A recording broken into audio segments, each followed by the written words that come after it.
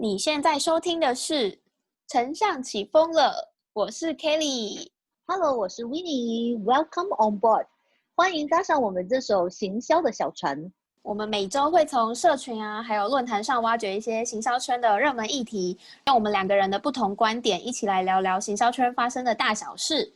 那我们今天就开始咯。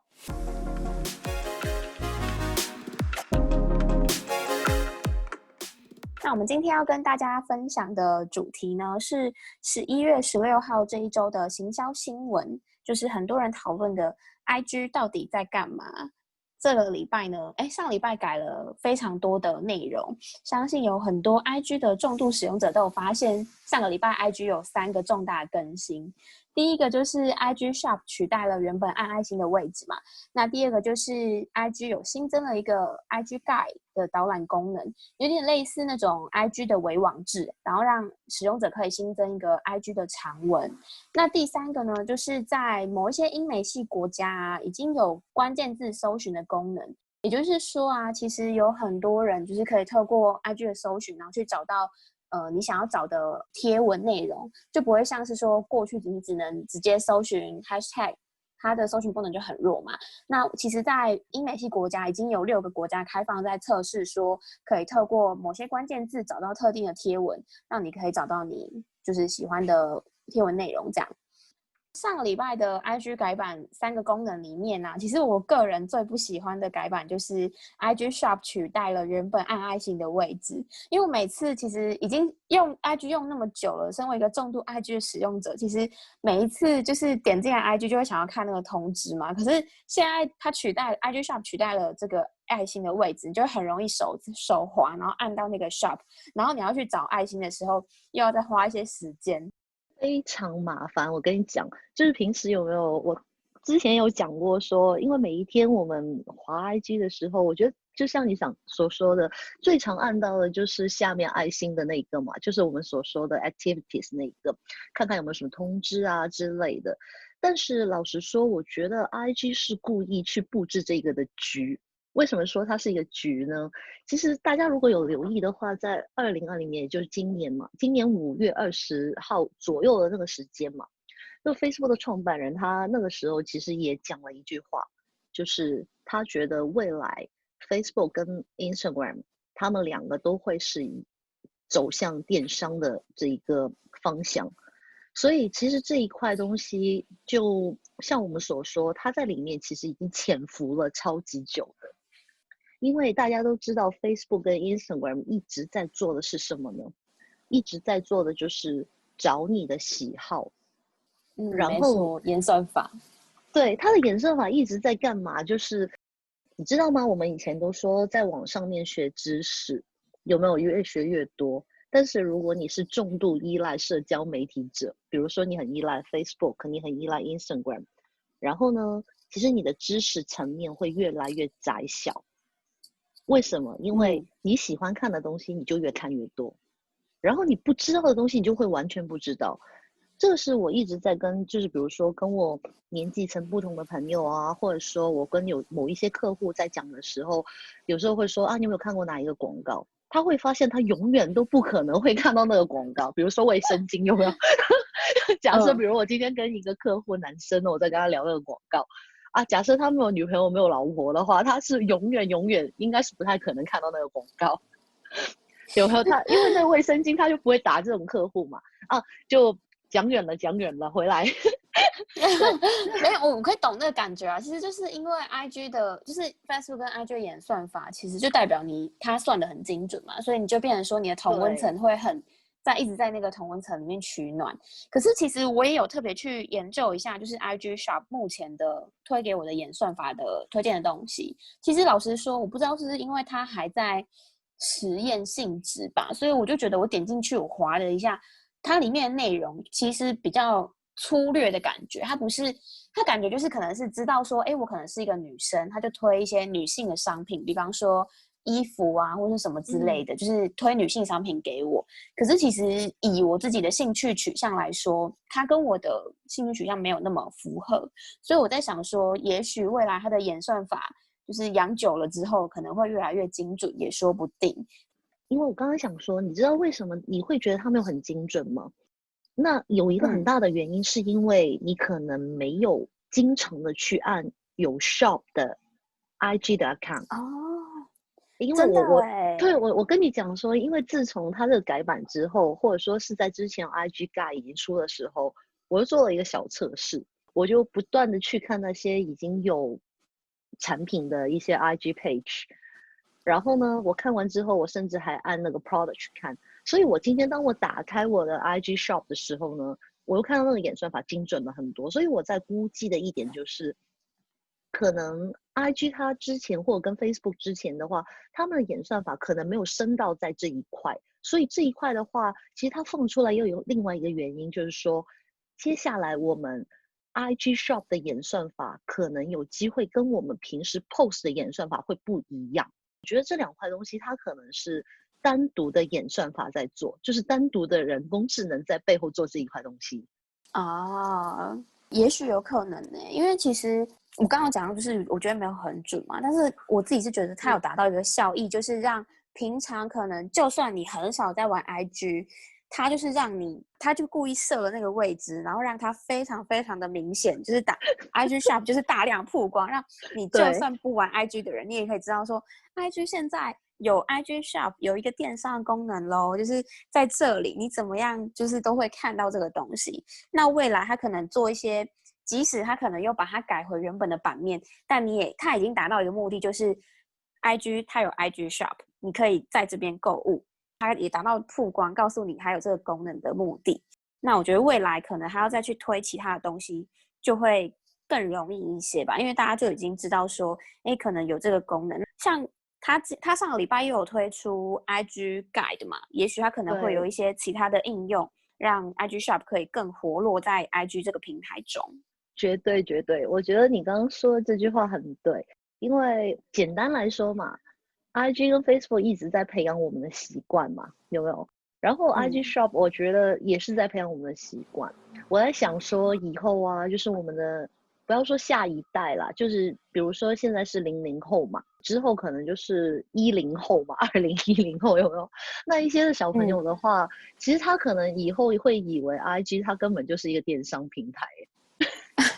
有有了，可能。真的，因为你会发现，这也是为什么我们说，就是 IG Guide 的出现，我觉得也有一个感觉，就是大家的贴文的存在，或者说，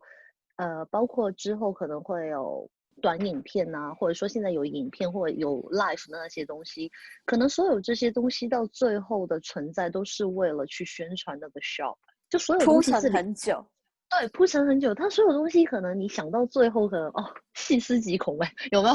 他想到最后，你发现所有东西是连在一块的，这个就其实蛮牵涉到刚刚你一开始的时候有介绍到，我们第一个我们讲就是一个更新的改变，就是 IG Shop，然后第二个在 IG 上面的更新的改变就是 IG Guide，就 Instagram 嗯 Guide，也就是可以说是推荐或者说是一个导购之类的东西吧。然后这一块嗯，东西的话，其实它直接就是我觉得跟 IG Shop 是有非常非常大的关系。因为想想看，一篇刚刚你说了一篇篇短的网志之类的东西，重点来了，那些网志不是只有你写的网志可以放在你这边哦，啊，你最大的重点是你可以放别人的东西在你那里，这个我觉得没错。对品牌方是非常非常的重要，因为就是我们之前我们聊天的时候也有聊过，说以前可能我们说 KOL，现在可能是说 KOC 嘛，Kelly 也可以去解释一下，就是现在这一块的现象是不是在台湾其实也蛮严重的。严重是负面词啊。哦，严重是负面词哦，不好意思啊，就是我要讲说 没有，我 KOC 觉得在台湾是很出名，就是现在这一个现象啦。我跟你说，就是以有一些讨厌就是业配的 Z 世代的人来说，的确是很严重泛滥。KOC 其实就是有一群关键消费者，他可能是，比方说以切尔氏为例好了，切尔氏底下就有很多的铁粉，他们就很，虽然他们不是什么很大很多人追踪的人，可是他们很乐意自主在自己的 Instagram 上面去分享说，他用了这个品牌，然后他自己的感想是什么。它也不见得是公关发的，可是他们就是蛮愿意去为他们自己喜欢的品牌去发声，这个我们就会把它称作是 KOC。那其实有蛮多品牌可能会透过公关交换的方式去邀稿之类的，但我们不得而知啊，因为有一些人的确就是真心的想分享。想要做转换的话，其实我们蛮大量都会去找这种 KOC 的部分。那如果是就是像你刚刚讲的，就是想要做 IG Guide，IG Guide 因为它可以就是新增多篇贴文在一个那个微网志里面嘛。那举企鹅式为例的话，它就可以把它底下的很多个可能 KOC 的内容，比方说这个人可能是敏感肌，那敏感肌用这个产品他有什么感想，然后用混合肌的人他用这个产品会有什么感想，他就可以整理在 IG Guide 里面。那我这些如果对这个产品感兴趣的话，我就可以进来看大家的试用的感觉是什么。更者我就可以直接透过 IG Guide 直接连接到 IG Shop 里面，就直接做一件事的购买。那其实对于消费者来说，我自己如果是消费者，我看到这样子的内容行销的话，我会比较有意愿透过 IG Shop 去购买。它如果可以降低我跳转到他们官网的就是这种断点的话，其实我是有意愿使用 IG Shop 购买的耶。我也是，因为你知道我们应该说我们人买东西嘛，就往往就是叫做什么，就在一瞬间，有没有？就是那一瞬间你决定买了，你就很想快点买得到嘛。所以我觉得在这一块上面，就刚刚像你所说的，因为我发现其实我觉得在网上面以前 Instagram 很喜欢做的一样东西就是 UGC 嘛，没错。然后 UGC 的话，其实厂商他怎么去知道有谁在玩这一块东西，大家往往就是用 hashtag。我用我固定的 hashtag 去找那些人在讲我什么什么之类的嘛。没错，其实超难找的。对，它很难找之余，而且什么呢？就是外面的人不知道的话，其实你这个 UGC 结束了之后，没有人会看的。对啊，而且怎么可能？除非有一个品牌固定去养这一个就是 hashtag。可是其实上次我其实有在 campaign 上稍微测试了一下，以目前台湾的习惯，其实大家不太会去追踪 hashtag， 很少很少，除非你真的很爱这个品牌，爱到不得了，然后这个品牌的 hashtag 特别让你印象深刻，不然我真的觉得这个习惯真的是太少了。你要用这个东西去追踪，其实真的不容易。而且你想想看，如果他每出一个 campaign， 再出一个固有的 hashtag 给那个 campaign， 我更加不会去追啊。要追的只有谁？只有品牌方他自己而已。那所以变成我这个 campaign 结束了之后，我要怎么把这些资料综合起来让别人看呢？以前的人会做什么？就是你会看到，比如 Castify， 就是买手机壳的那一个嘛。他可能会做的就是他在他网站上面，然后把 Instagram 里面某一种 hashtag 的东西把它导入在网站里面，可以让别人看得到。问题就是现在人上网站，我觉得也不太常就是如果你问我的话，一定是 social media 比较经常性嘛。那所以在这一个部分，我觉得非常重要，因为你所有做过的，如果在品牌方来说的话，你要去做一个 campaign， 你的 campaign 做完，你可以去保留而且甚至你可以把里面大家可能你觉得最有效或者说最不错的一些内容，你可以把它集合在你的 guide 里面，然后让大家知道。那这个就不会随着你的 campaign 而结束，而你是有一个地方可以让别人再看到，因为大家都知道我们的 guide， 我们可以再 share 去我们自己的 story 嘛。对，而且还会有点像是，我觉得它也可以做一些月经文的操作，比方说，可能你现在做好这个 IG Guide，它可能可能是可以周期性的去分享到你的 story 上，让你的 story 有固定的就是这类内容，然后去达成一个长期性的洗脑效应。但我就觉得比较可惜的是，它目前没有收藏的功能，就变成说你可能有时候想要找的时候，你就还要特别点到这个品牌里面，然后去找一下这个之前他 share 出来的 IG Guide 是哪一篇，这样我就觉得以消费者端来说会比较可惜，说它没有可以让我收藏的功能，它只能分享到我自己，比方说分享到我的 LINE， 然后自己收藏，或是找一个地方去储存，这个是我觉得比较麻烦的地方。有可能会有，对，所以我觉得它跟那个是有点像，然后这一点也令我另外想到，就是品牌刚刚我们在讲说 UGC 的时候嘛，它的里面的 UGC 或者说它某一个 campaign 的话，它可以持续的做，因为现在里面没错，它是有一个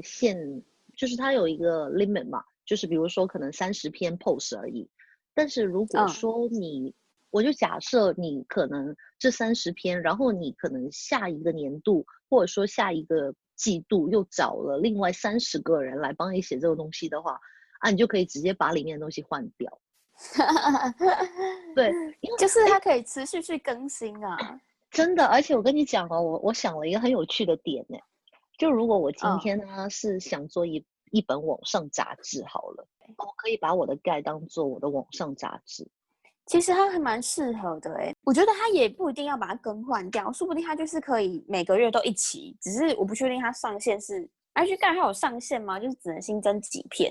哎，我目前还没试哎，因为我觉得对新增这个还啊，蛮麻烦的。我现在新增了2篇，真然后的，我又不想打字，你知道吗？因为 IG 它很麻烦一点，就是你要把东西 share 进去之后，你一定要去打一个标题。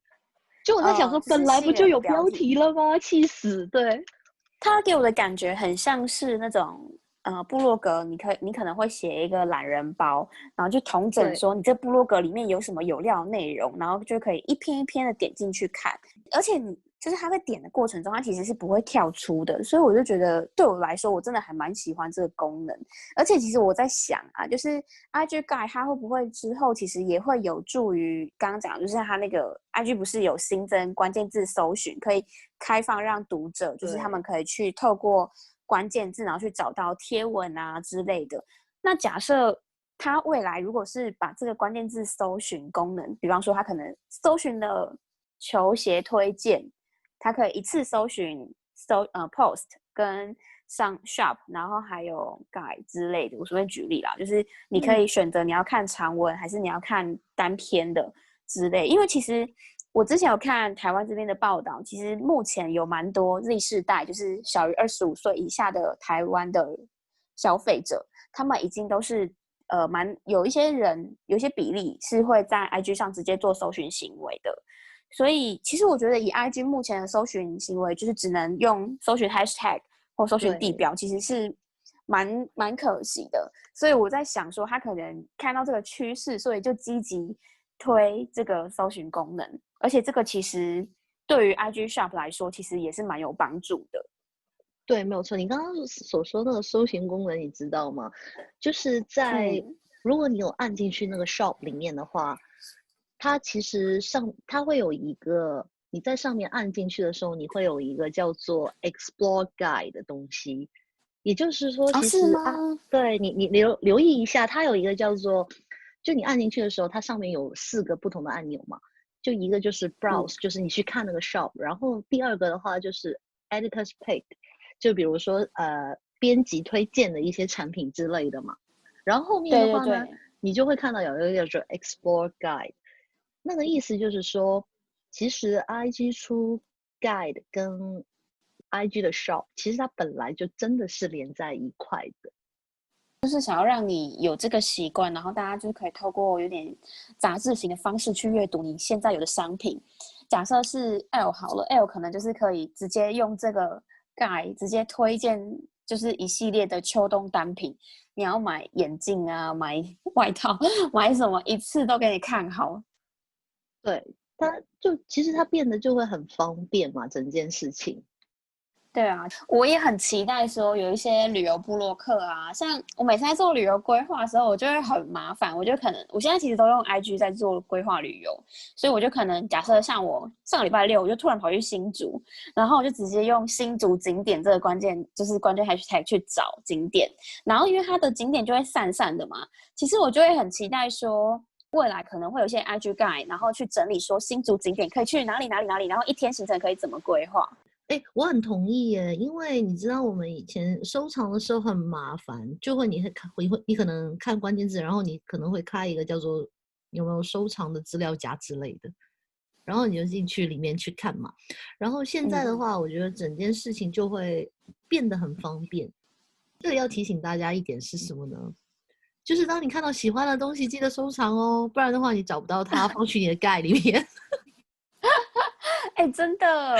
其实我觉得很多人都会跟我说，IG 的收藏功能，拜托，很多人嘛都是收了就没在用。其实我觉对得收藏功能要好好用，就是你可以把它分门别类，然后不要就直接收了就收了，你可以把它好好做整理，那就它就会很好用。对，我超级同意这一点的。所以我觉得今天我们讲的，就 IG 为什么我们拿那么大一块板幅来讲，我觉得真的是因为这一个将会是以后的真的一个很大的趋势、欸。其实看就是 Instagram 这一次的大改版啊，就会发现说，你在猜说是不是这些比较大型的这种社群媒体，比方说 Instagram、Facebook、YouTube 啊，跟 Line，就是其实他们都有渐渐的一种社群电商化的趋势。以台湾，我刚刚举的是以台湾市场来说，就是这几个是比较前面比较多人在用的社交媒体嘛。那其实你去看像 LINE 购物，其实推蛮久的，它就是用有哎、分润的形式，然后去导商店之类的。其实他们电商也推很凶。然后像 Facebook，它也很早就推 Facebook 购物嘛，只是对对我自己觉得使用购物功能的人还是没有很多。然后 IG 的对，部分也是，YouTube 的话好像是比较新，还是你刚刚分享给我的？因为我个人没有，但是嗯我是在网上面看到新闻，比如说我最近看的一个就是2020年10月19号，对，在数位时代那个地方看到一个新闻嘛，他就有写说 YouTube 在近期就是建议部分介绍产品为主的创作者吧，就是那些 YouTuber 的话呢，可以在上传影片内容的时候增加产品相关的标签。所以外界就有人在推测说嘛，这些加入标签是为了什么呢？就是为了做一些电商的导购的机制，也就是说，有机会 YouTube 之后，它可能会成为一个电商的导购平台，或者甚至有没有可能 YouTube 它就成为了一个某程度上的电商平台呢？这个是大家是未知之数了。那如果是以这种趋势来说啊，比方说像是 Vlog 型的 YouTuber，他们其实因为很多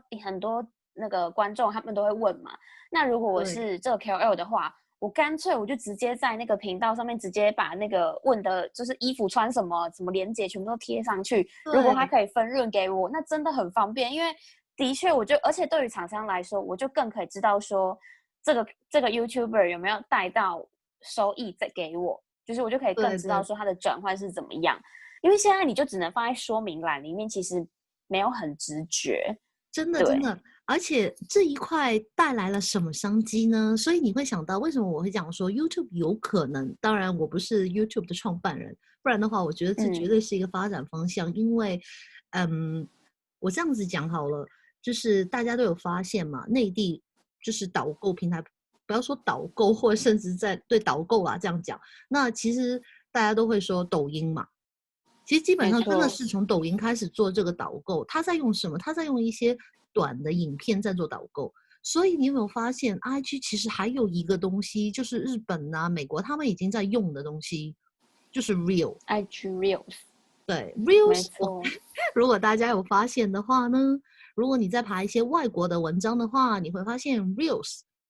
它在这一次的版面改进里面的话，它的位置就在哪里呢？就在 IG Shop 那个 位 Shopping Bag 置旁边，在旁边，也就是那个 Search 的位置会没有了。啊，好像有看到哎，可是因为台对湾还没有改，其实没有那个疼痛感。对，香港也没有，但是我跟你讲说，到时候那个出的时候，就是 Kelly，我们就再来做一集那个关于 Real 的好了。就我们承接这个话题进去啊，有没有？因为其实这一集我觉得可能你会觉得说啊，你们聊得好深哦什么的，不要觉得聊得很深，因为跟你是息息相关的。无论你是品牌商，或者你在做自己的品牌，或者做就是打工，也或者说你可能只是一个普通人，你会发现 IG 在接下来未来的几年里面，会慢慢在改变你的习惯。真的就是他想要让你的生活更充满他们的影子，所对以他才做了，就是在今年年底才做了这3个改版，就是 IG Shop 啊，取代原本的爱心的位置，然后跟 IG Guide 就是有一些微网志功能，让你可以用地标、贴文还有 IG 的商品去整理成一个比较长篇的网志，用内容介绍给大家。然后在有一些英美系国家，其实也有开放关键字的搜寻，让你可以更容易找到你想看的内容这样子。如果大家听完我们今天的这一集呢，对于这一次 IG 的改版有什么想法的话，欢迎 tag 我们，然后跟我们交流。如果喜欢今天的 podcast， 记得不能只有你听到，欢迎分享给对这个议题有兴趣的朋友。好，那我们下个礼拜同样时间再跟大家聊行销、谈生活，下次见喽，拜拜，拜拜，拜拜。